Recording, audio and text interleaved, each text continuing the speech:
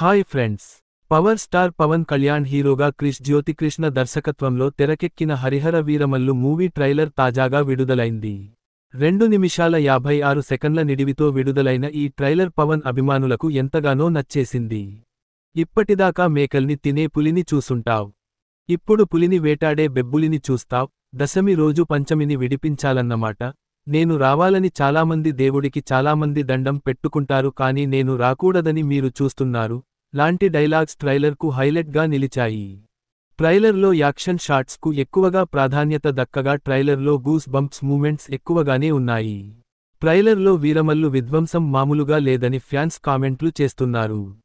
Trailer BGM విషయంలో సైతం makers ఎన్నో జాగ్రత్తలు తీసుకున్నారు. నిధి అగర్వాల్ ట్రైలర్లో కొన్ని సెకన్ల పాటే కనిపించిన అభినయానికి ప్రాధాన్యత ఉన్న పాత్రలో ఆమె కనిపించడం గమనార్హం. ఈ నెల 24వ తేదీన ఈ సినిమా విడుదల కానుండగా ఫ్యాన్స్ రిపీట్ మోడ్లో ఈ ట్రైలర్ను చూస్తున్నారు.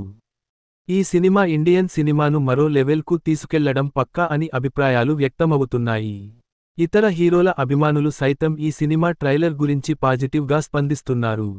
ఈ సినిమా బాక్సాఫీస్ వద్ద కూడా సంచలనాలు సృష్టించే ఛాన్స్ అయితే ఉంది. పవన్ ఫ్యాన్స్కు ఫుల్ మీల్స్ అనేలా ఈ ట్రైలర్ ఉంది. హరిహర వీరమల్లు సినిమా కలెక్షన్ల విషయంలో రికార్డులు క్రియేట్ చేసే ఛాన్స్ అయితే ఉంది.